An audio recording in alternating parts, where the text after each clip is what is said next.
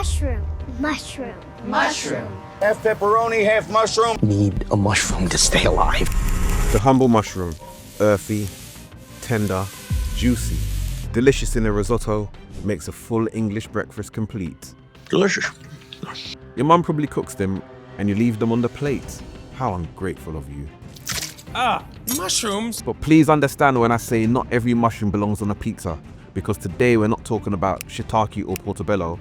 We're talking about teonanacatl, the flesh of the gods. For the Mesoamerican shamans, mushrooms weren't just side dishes. They were portals, used to speak to spirits, diagnose illness, and unravel the secrets of the cosmos. No saute pan required. But then, here comes the Spanish like, indigenous spiritual traditions we don't recognize, let it burn.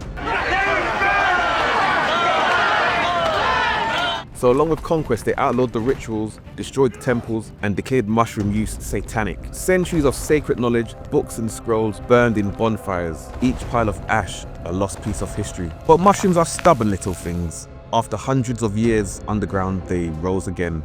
In the 1950s, they came creeping back, this time in the hands of a curious American banker and a Mazteca healer in Oaxaca. One visionary trip later, and magic mushrooms were back in the Western spotlight. From sacred rites to science labs, from jungle visions to chemical trials, mushrooms have always had a stem in two worlds. So if you thought this episode was about your everyday mushrooms, surprise! Welcome to Poisonous Remedies, where every natural cure has a devilish side, and history is just one trip away from blowing your mind. In the great empires of old Mexico, the world was alive. The jungle, the stars, the very earth itself pulsed with spirit. To live in balance with this world, one had to listen to it.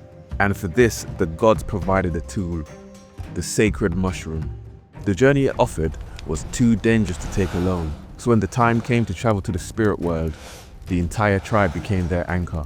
Picture a clearing under a full moon. A great fire crackles, sending sparks towards the stars. This is not a party, it's a holy duty. The tribe gathers, each person with a part to play. The drummers find the heartbeat of the earth, a slow, steady pulse that grounds the ceremony. The chanters weave a shield of ancient words, their voices rising and falling with the uplifting call of clay flutes. The elders sit at the edge of the firelight, their presence a silent watchtower of wisdom. At the center of this web of community sits the shaman. They are the guide, a master of a science the West would not understand for 500 years. With great care, they grind mushrooms into a holy paste. This is not a drug being prepared, it is a key being forged. The sacred connection between the mushroom, the person, and the tribe was a pillar of their world. The shamans or curanderos would prepare their mushrooms in a sacred tea or mixed with cacao or even honey, which they would give the chosen one to drink to induce a trance-like state. The taste is earthy and strange. There is a moment of quiet waiting as the medicine begins to work. For the person on the journey, the first feeling is calm. As their eyes close, shapes appear in the dark, then waves of bright color. When they open their eyes again, the patterns are still there, covering the world like a blanket. The journey has begun. They feel their spirit leave their body, which is scary but yet freeing. Doors to other worlds seem to open all around them, visions flashing from nothing to everything all at once. The shaman's song becomes instructions, guiding them through the confusion. Everything slows down. The fire itself seems to show them the faces of their ancestors leading the way, but the message they got is not what they're looking for. They see their ancestors crying. They see their village and their city burning with sickness and death. And at the end, the shape that fills them with fear. A cross.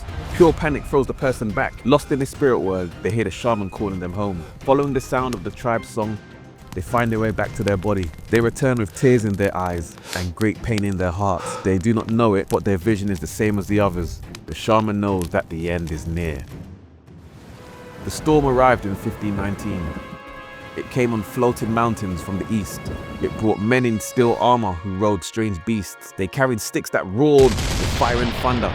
They brought a new god, a pale man bleeding nailed to a cross. To the Spanish soldiers, this new world was a land of gold and souls. They were looking to make a withdrawal on both. Their mission was to conquer, but also to change the people's beliefs. The local gods were called demons. Their priests were called evil sorcerers. Their traditions were called sins. And the teonanacatl, the flesh of the gods, was the worst sin of all. To the invaders, speaking to a god without a church was wrong. It challenged their power. It was not holy, it was devil worship. Because of this, anything they didn't understand was devil's work. So the spiritual cleansing began. They started to tear down the people's world. Temples were destroyed.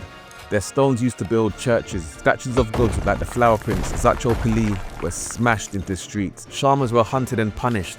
And the codices, the beautiful painted books of Aztec science and history, were thrown into giant fires. Centuries of knowledge turned to smoke and ash. One Spanish priest, Sahagun, spent his life writing down the stories of the culture his people were destroying. In his book, the Florentine Codex, he saved the ghost of the knowledge, even as its body was being burned. The mushroom could not be beaten, but it could hide. The ceremonies vanished from the cities, moving deep into the highest mountains. It found a safe home with the quiet and tough Mazateca people. And in the misty hills of Oaxaca, the secret would sleep for 400 years. It was waiting for a very strange person to come looking for it. The long sleep speaks to a deep truth. For centuries, the wisdom of the natural world was forced into the shadows. The knowledge of how the right nutrients could support our bodies and mind, part of daily life, became something we lost touch with. But thankfully, we live in a time when that understanding is returning, backed by modern science. And that's why I'm proud to partner with this video's sponsor, Herbs Pro. Herbs Pro is dedicated to bridging the gap between traditional wisdom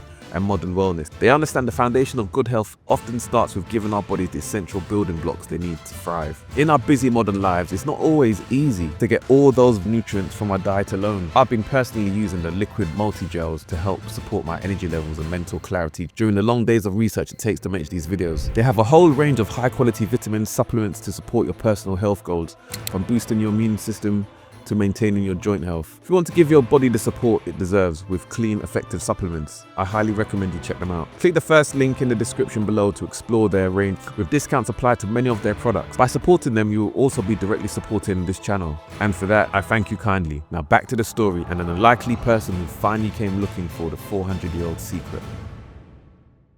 Patient Robert Gordon Wasson, age 57.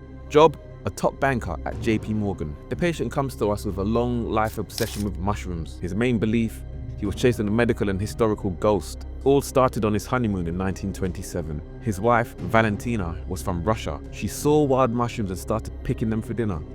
Wasson was horrified. This moment showed him a deep divide in the world. Wasson was from a mushroom-fearing culture. Valentina was from a mushroom-loving culture.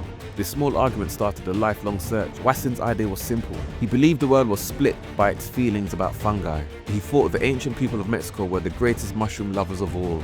He refused to believe Spanish had wiped out all of their ways completely. For years he chased this ghost. He read old books from the 1500s looking for clues. Other experts dismissed him. They told him mushroom ceremonies were long dead. But Wasson was a banker and he knew how to be patient. In 1955, his search finally brings him to the cloudy mountains of Oaxaca, Mexico. He's not a tourist. He's a man looking for answers. For one question that filled his life: did the sacred mushroom survive? For this trip, he brought a photographer, Alan Richardson, to record what they had found. Their first stop was to the town hall to meet a local official. There, a lucky meeting changed everything. The official introduced him to a local man named Philemon. Wasson's deep passion for mushroom history opened this first door. He didn't just ask for answers, he shared all his research. Philemon saw this was not just a silly tourist, but a true researcher. He agreed to be Wasson's guide. The first part of Wasson's goal was met. He was shown where the mushrooms grew, but for Wasson, seeing was not enough. The second, harder part of his search was still ahead. To join the ceremony itself, his search went on. The Mazateca people were private and did not trust outsiders. The secret of the ceremony was not for strangers. He was met with polite silence, but he kept on trying.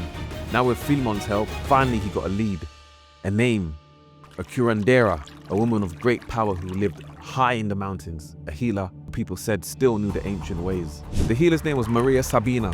She was a respected Mazateca healer and poet. She carried the old traditions that survived for centuries in secret in her hands. The mushroom was not a thing to be studied, it was a holy medicine. It was a living voice to be heard. Wasson and his photographer went to her. The exact story is debated, but the village story says that he did not tell her the truth. He said he was a worried father from a faraway land, scared for his son. For a healer who spent her life helping people, this was a hard request to deny. And so Maria Sabina made a choice that would change history. She agreed to break the old rules. She agreed to let the two strangers in. One night, on the night of June 29, 1955, R. Gordon Wasson, the New York banker, sat on the floor of a small dark hut. With Maria Sabina as her guide, he ate the flesh of the gods. He claimed the title, the first outsider ever recorded to join a sacred mushroom ceremony. The experience was powerful. He wrote of seeing beautiful art, strange beasts, and amazing places. He described seeing colorful patterns in the dark. He felt his soul fly free from his body through space and time. He was seeing what the ancient people had seen. He was a modern man in an ancient ceremony. 2 years later, the secret was told to the world. On May 13, 1957, Life magazine printed a long story by Wasson. In the article, he tried to protect her. He changed her name and did not say where the village was. He thought he had kept her safe from the word he was about to bring to her door. He was very wrong. A secret once told to millions cannot be taken back, and the word was now coming from Maria Sabina. The Life magazine article was like a match thrown on dry grass. The 1960s exploded with interest. Suddenly, everybody wanted to speak with the gods. A strange journey began. Hippies, artists, and rock stars like John Lennon and Bob Dylan all traveled to the small village. They didn't come for healing. They came for a trip. The sacred ceremony with the tribe as an anchor was pushed aside. It was replaced by a psychedelic tourist trap. For Maria Sabina, what happened next was a nightmare. They said she sold their holy secrets for money and fame. Her house was burned to the ground. She was pushed away by her community. It was a sad repeat of history. 400 years before, the Spanish came and destroyed a way of life. Now new outsiders came with guitars instead of guns, but it also brought destruction. As Maria Sabina herself stated, the moment the foreigners arrived, the mushrooms lost their magic. The little children, as she called them, were spoiled. Their voices became quiet. But the hippies were not the only ones reading Life magazine.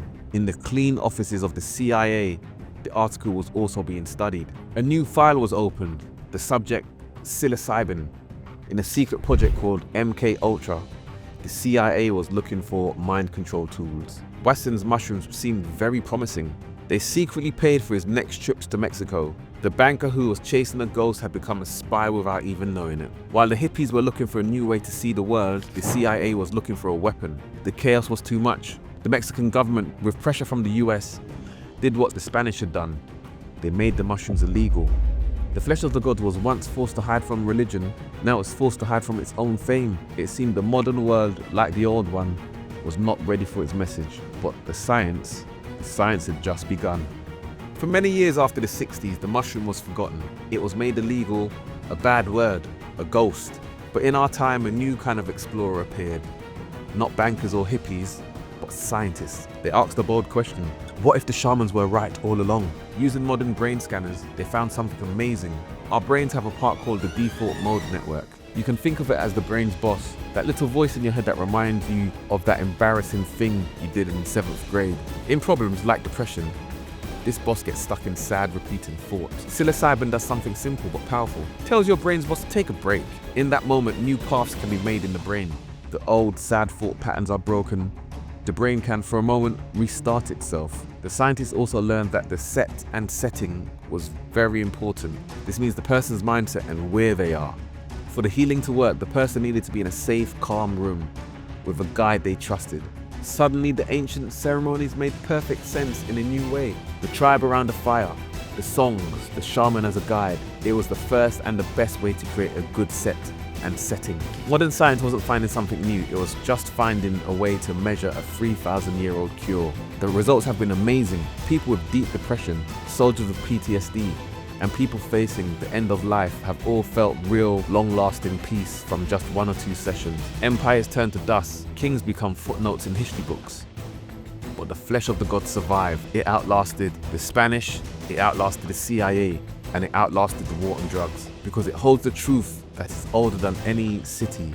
A simple, quiet truth, waiting in the earth for those who are finally once again ready to listen.